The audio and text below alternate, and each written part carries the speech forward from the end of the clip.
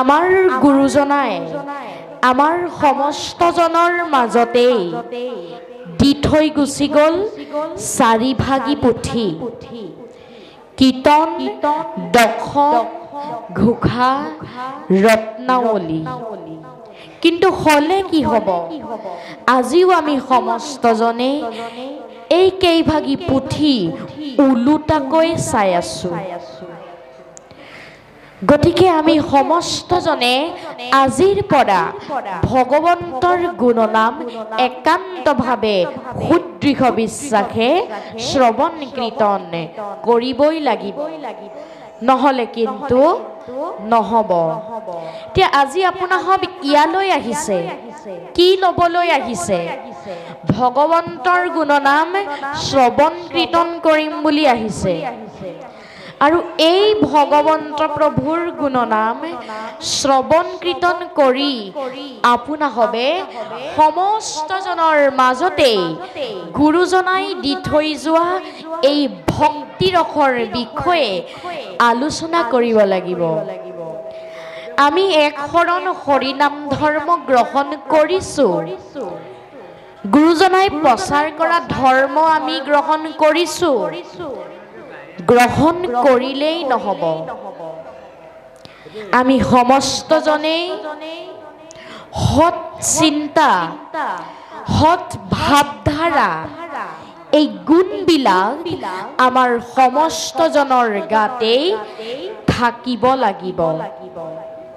গতিকে আমি সমস্তজনে এই গুণবিলাক আয়ত্ত কৰিব পাৰিলেহে তৰণৰ পথ বিচাৰি পাম, নহলে কিন্তু নাপাওঁ। নাম ধৰ্ম হল শুদ্ধ সনাতন ধৰ্ম, কলি যুগৰ লোকৰ বাবে ই হল পৰম ধৰ্ম। এতিয়া আমি সমস্তজন মায়াত আছো নে অময়াত আছো বাৰু? ভগৱন্ত প্ৰভুৱে ভালটো থাকোতে বেয়াটো কিয় সৃষ্টি কৰিলে? অময়া থাকোতে মায়াক কিয় সৃষ্টি কৰিলে?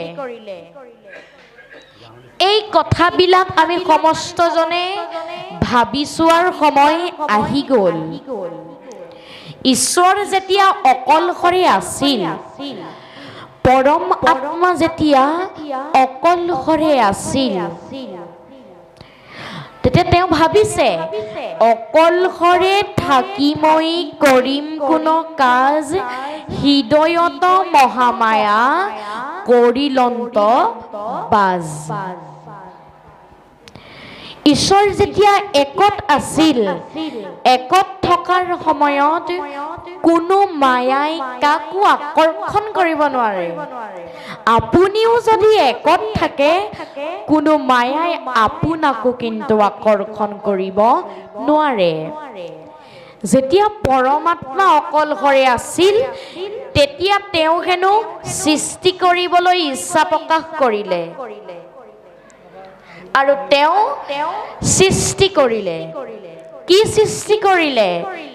ভালটো থাকোতে বেয়াটো সৃষ্টি কৰিলে, অময়া থাকোতে মায়াক সৃষ্টি কৰিলে। এতিয়া আমাৰ ভাবিবৰ সময় হ'ল, ভালটো থাকোতে বেয়াটো কিয় সৃষ্টি কৰিলে?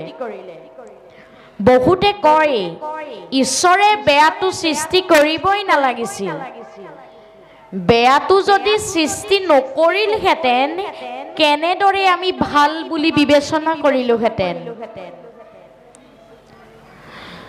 প্ৰভু ভগৱন্তই ভালৰ মূল্য বঢ়াবৰ বাবে, দেৱতাৰ দেৱগুণ বঢ়াবৰ বাবে, সত্যৰ মূল্য বঢ়াবৰ বাবেহে কিন্তু বেয়াটো সৃষ্টি কৰিলে।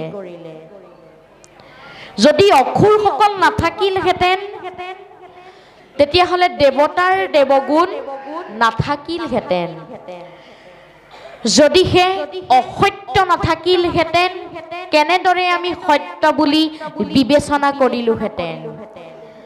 এতিয়া আমাৰ সমস্তজনৰ জীৱন পৰিক্ৰমাত এক সুনিৰ্দিষ্ট গতিধাৰা থাকে। সেইবাবে আমাৰ জীৱনটোক বয়সেৰে জোখা নাযায়, কৰ্মৰেহে জোখা যায়। এজন ব্যক্তিৰ গোটেই জীৱন পৰিক্ৰমাত বয়সেৰে জোখা নাযায়, কৰ্মৰেহে জোখা যায়। এতিয়া মায়া মাতৃ কি আৰু ভক্তি মাতৃ কি? এতিয়া ভক্তি মাতৃ মানে কি? যিগৰাকী মাতৃয়ে আমাক শুদ্ধ পথ দেখুৱাই, সত্য পথ দেখুৱাই, সেয়াই ভক্তি মাতৃ। ভক্তি মাতৃয়ে কয়, বেয়াটো চোৱা, বেয়াটো তোমাৰ শৰীৰত আছে নেকি? যদিহে আছে, তেনেহলে অতি সোনকালে তাক ত্যাগ কৰা। ভক্তি মাতৃয়ে এই বিষয়ে আমাক কয়। এতিয়া ঈশ্বৰে যেতিয়া ভক্তি মাতৃৰ আশ্ৰয় লৈ থাকে, তেতিয়া তেওঁ হেনো এক হৈ থাকে। যেতিয়া মায়া মাতৃৰ আশ্ৰয় লয়, তেতিয়া হেনো দুভাগত ভাগ হৈ যায়, ভাল আৰু বেয়া হৈ যায়। তাৰমানে মায়া আৰু অময়া হৈ যায়। এতিয়া মায়া মাতৃনো কি? ও ৰাম হে শিখেয় মাতৃ যাক মায়া মাতৃ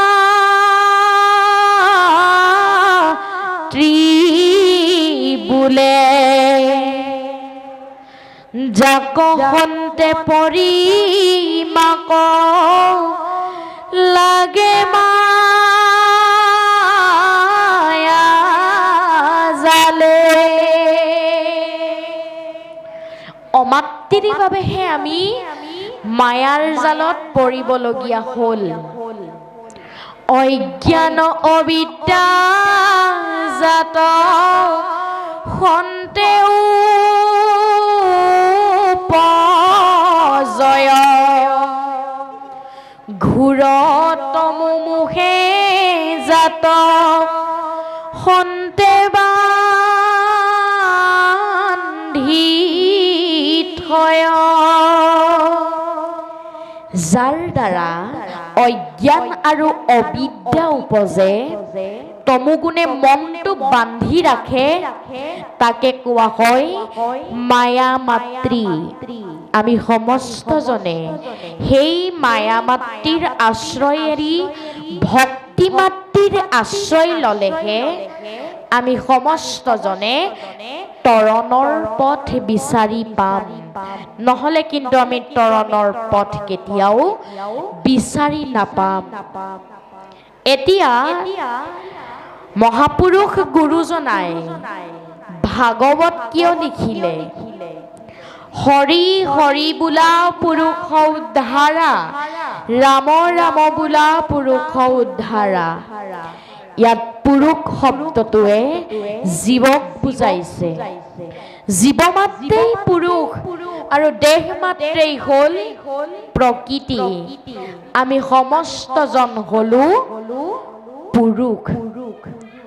গতিকে আত্মাৰ সংকল্পৰ ওপৰত নিৰ্ভৰ কৰিহে ভক্তি কেইবাটাও ভাগত বিভক্ত কৰা হৈছে। আপুনি ধৰি লওক ওচৰৰ গাঁওখনলৈ গৈছিল, কিবা কাৰণত আপোনাক মনোমালিন্য ঘটি কোনোবাই আপোনাক মাৰপিট কৰিলে বা অপমান কৰিলে, আপুনি সহি সামৰি গুচি আহিলে। ঘৰলৈ গুচি আহি মনে মনে ভাবিছে যে প্ৰভু, তেওঁ মোক যেনেদৰে আজি অপমান কৰিলে, তেওঁকো যাতে মই এদিন নহয় এদিন অপমান কৰাৰ সুযোগটো পাওঁ, মোক এই সুযোগটো, এই সুবিধাটোহে তুমি মোক প্ৰদান কৰিবা। সেইকাৰণে কোৱা হৈছে, পৰ কমাৰিবে প্ৰতি মনত সংকল্প কৰে, দম্ভ বা মৎসৰ মাতি হয় এহিমতে ভক্তিমূত কৰিলে তামস হয় ক্ৰোধ ভেদ তিনিতে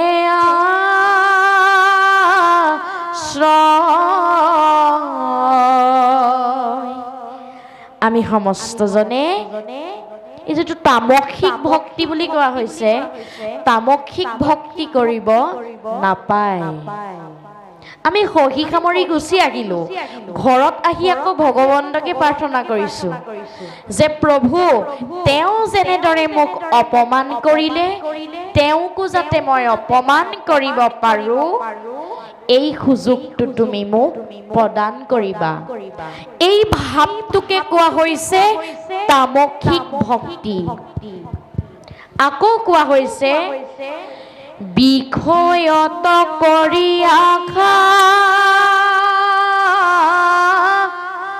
যখবা ঐশ্বৰ্য চাৱে প্ৰতিমাত মোহু কপূজয় তিনিও প্ৰকাৰে ইটো ৰাজস ভকতি মাত্ৰ তজু আগে কহিলুনি শ্ৰয় তজু আগে কহিলুনি শ্ৰয় বিষয়ত কৰি আশা যশ বা ঐশ্বৰ্য চাৱে প্ৰতিমাত মোহুক পূজয়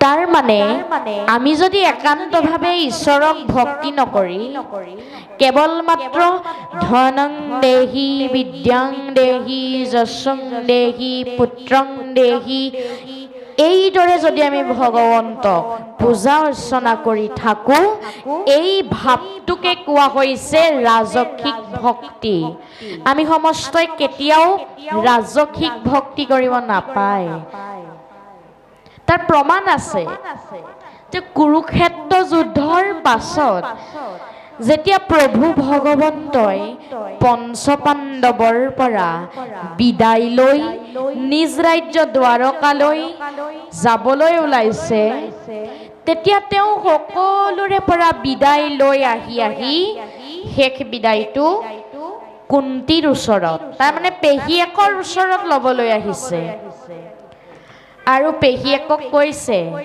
যে পেহীদেউ মই ইমান দিনে তোমালোকৰ লগত থাকিলো পঞ্চপাণ্ডৱৰ লগত কুৰুক্ষেত্ৰ যুদ্ধত মই থাকিলো পাণ্ডৱক ৰাজ্যভাৰ দিলো যুধিষ্ঠিৰক ৰজা পাতিলো এতিয়া মোৰ দ্বাৰকালৈ যাবৰ সময় হৈ গ'ল কাৰণ দ্বাৰকাত থকা পৰিয়ালবৰ্গৰ মাজত অথন্তৰ ঘটিছে গতিকে মই দ্বাৰকালৈ যাব লাগে যোৱাৰ আগতে মই তোমাক কিবা এটা দি থৈ যাওঁ বুলি ভাবিছো তোমাক কি লাগে কোৱা স্বয়ং বৈকুণ্ঠপতিয়ে সুধিছে কি লাগে কোৱা আপোনাৰ মোৰ নিচিনা মানুহক সোধাহেঁতেন আমি পৰিয়ালৰ পৰা ধৰি সকলোৰে অভাৱ অভিযোগবিলাক পূৰণ কৰিবৰ বাবে বিচাৰিলোহেঁতেন কিন্তু কুন্তীয়ে কি বুলি কৈছে হে কৃষ্ণ কৃষ্ণ বাপ কৰু প্ৰণিপাত পৰম ঈশ্বৰ তুমি জানিলো সাক্ষাৎ যে হে কৃষ্ণ কৃষ্ণ বাপ কৰো প্ৰণিপাত পৰম ঈশ্বৰ তুমি জানিলো সাক্ষাৎ হে কৃষ্ণ কৃষ্ণ বাপ কৰো প্ৰণিপাত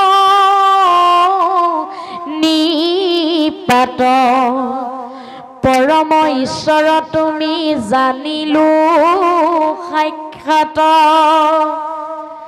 নানা বিপদত পুত্ৰ হমেয়া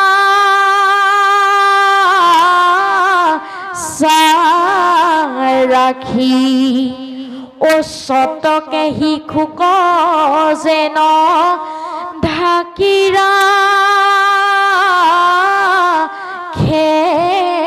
পাখি। চৰায়ে যেনেকৈ দেউকাৰ আঁৰত নিজ পোৱালিটো ৰক্ষণাবেক্ষণ দি থাকে, তুমিও মোৰ 5 পাণ্ডৱক ঠিক তেনেদৰে ৰক্ষণাবেক্ষণ দি থাকিলা। দ্বাৰকালৈ যাম বুলি ভাবিছ যোৱা, তাত মোৰ কোনো আপত্তি নাই, কিন্তু যোৱাৰ আগত মোক কিবা এটা দি থৈ যাওঁ বুলি ভাবিছা। যদি দিয়া সেই বস্তু দিয়া। বোলে কি? হেহি হেহি আপদ মাৰয় অভিমত, তোমাক দেখিবে পাওঁ যিটো আপদত। যে হে দয়াময়, বিপদ আপদ এটা হলে যাতে তোমালৈ মোৰ মনত পৰে, সেই সম্প্ৰতিহে তুমি মোক প্ৰদান কৰা। যদিহে ধন সম্পত্তি দিয়া তেতিয়া গণ্ডগোল লাগি যাব, তোমালৈ মোৰ মনতেই নপৰিব। কাৰণ শ্ৰী ভৈলে ভুলে মন কৰে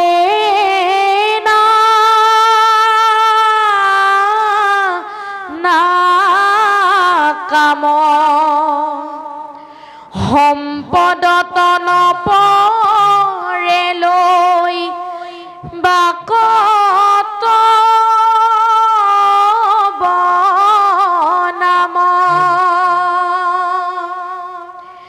ধন সম্পত্তি দিলে তোমালৈ মোৰ মনতেই নপৰিব।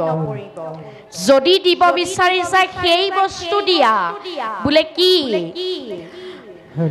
গংগা নদীখন সাগৰৰ অভিমুখে যাত্ৰা কৰি থাকোতে বাটত বহু জাজিয়ে বাধা দিলে, জাজিৰ বাধা পায়ো গংগা যেনেকৈ উভতি নবয়, ঠিক তেনেদৰে ময়ো মোৰ 5 পাণ্ডৱক লগত লৈ সংসাৰ যাত্ৰা কৰোতে নানা বিপদ বিঘিনি আহিলেও তোমালৈ যাতে মোৰ মনত পৰে, সেই সম্পত্তি তুমি মোক প্ৰদান কৰা দয়াময়।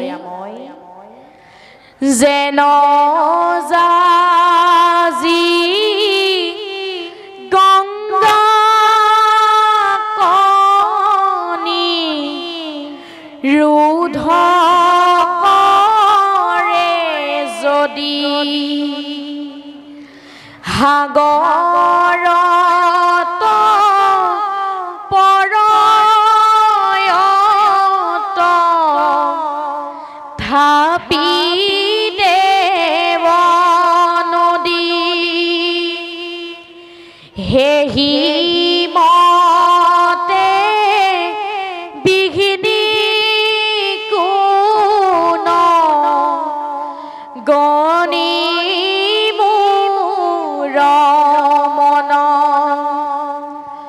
সদায় স্মৰূক মাত্ৰ তোমাৰ চৰণ। হে প্ৰভু, বাটত বিভিন্ন ধৰণৰ বাধা বিঘিনি আহিলেও তোমালৈ যাতে মই নাপাহৰো, সেই সম্পত্তিহে তুমি মোক প্ৰদান কৰা। কুন্তীৰ ভক্তিভাৱত তুষ্ট হৈ দ্বাৰকালৈ যাব ওলোৱা কৃষ্ণই কি বুলি ক'লে জানেনে? তেনেহলে পেহীদেউ নাযাওঁৱেই দিয়া। ও ৰাম ৰাম নাযাইব দ্বাৰকা বুলি পালতি কৰি, দুনাই গৃহে পখিলা কুন্তি কয়া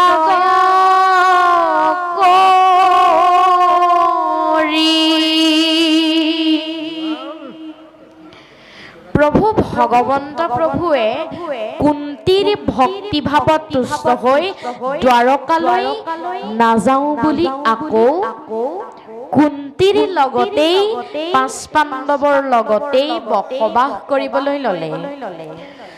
যদ্যপিয়জিত তুমি তিনিও জগতে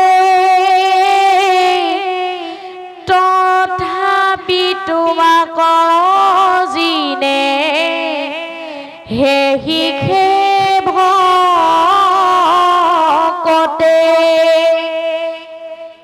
সেইজন প্ৰভু ভগৱন্ত তিনিও লোকৰ গৰাকী। সৃষ্টিৰ আদ্যত, সৃষ্টিৰ মধ্যত, সৃষ্টিৰ অন্তত তেওঁৱেই থাকে।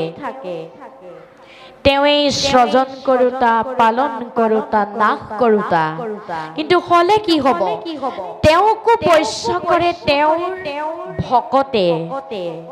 গতিকে আমি সমস্তজনে ভগৱন্তৰ শ্ৰীচৰণত আশ্ৰয় ললেহে আমি সমস্তজন হৰি ভকত হ'ব পাৰিম, নহলে কিন্তু আমি নোৱাৰিম। এতিয়া আমাৰ যুৱক যুৱতীসকলৰ মাজত আধ্যাত্মিক জ্ঞানটো থকা উচিত।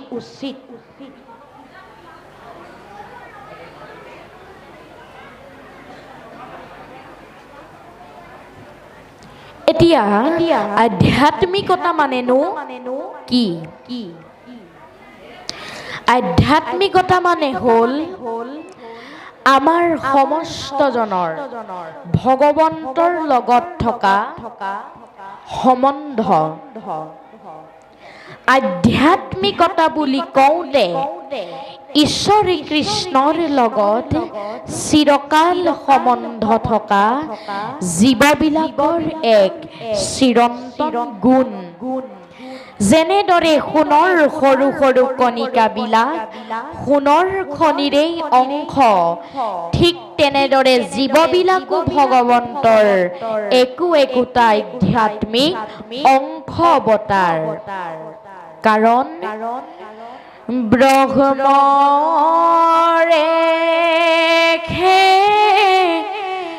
অংশ জীৱ জগত সকল ঘতে ঘতে আছে যেন জাহ্নবীৰ জল যেন এক লোহিত সুতি অসংখ্যাত কতো সৰু কতো বৰ দেখয় সাক্ষাৎ সেহি মতে একে আত্মা জীৱ অসংখ্যাত ঈশ্বৰৰ অংশ জীৱ অংশে ভৈলা জাত। এতিয়া আমি সমস্তজন হলো ভগৱন্ত প্ৰভুৰ একো একোটা আধ্যাত্মিক অংশ অৱতাৰ। অসমীয়া জাতিৰ জনক, অসমীয়া সমাজৰ প্ৰাণ প্ৰতিষ্ঠাপক, বৰ অসমৰ ভেটি নিৰ্মাতা, যুগনায়ক, সৰ্বগুণাকৰ শংকৰদেৱ গুৰুজনাৰ ধ্যান ধাৰণা আদৰ্শাৱলী উপদেশসমূহ, জনকল্যাণকামী আঁচনিসমূহৰ বাস্তৱ ৰূপায়ণৰ গুৰু দায়িত্ব আৱাল বৃদ্ধ বনিতা প্ৰত্যেকগৰাকী অসমীয়াই মূৰ পাতি লোৱাৰ সময় আহি গ'ল।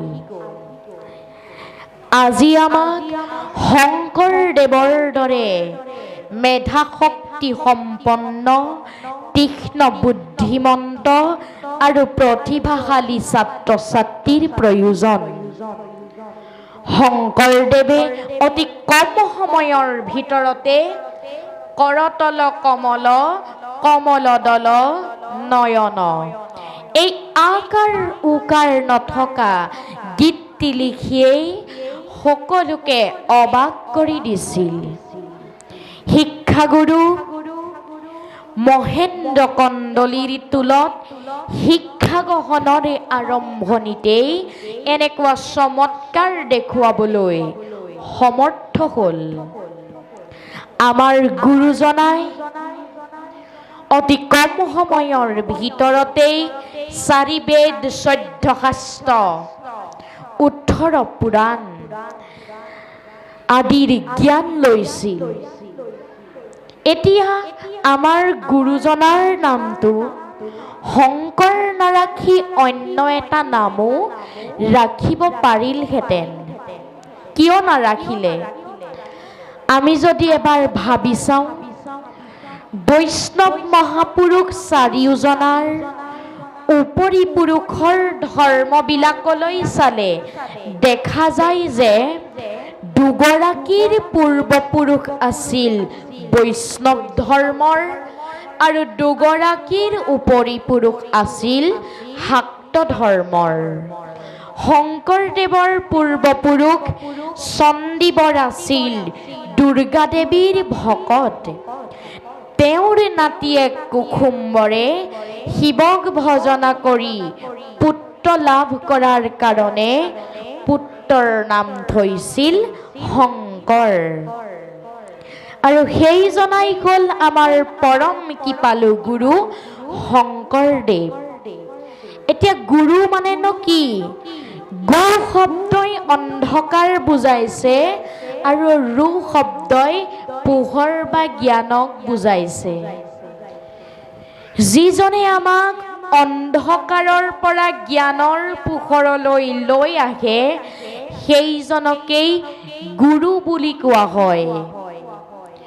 গুৰু 3 প্ৰকাৰৰ: আদ্য গুৰু, শিক্ষাগুৰু আৰু দীক্ষাগুৰু। আমাৰ মা দেউতাক আদ্য গুৰু বুলি কোৱা হয়, কাৰণ মা দেউতাই আমাক প্ৰথম ভাষাৰ জ্ঞান দিয়ে, ভাল বেয়া আদি বস্তুবোৰৰ লগত চিনাকি কৰি দিয়ে। সেইবাবে মা দেউতাক আদ্য গুৰু বুলি কোৱা হয়। শিক্ষাগুৰুৱে আমাক শব্দ ব্ৰহ্মৰ লগত চিনাকি কৰি দিয়ে।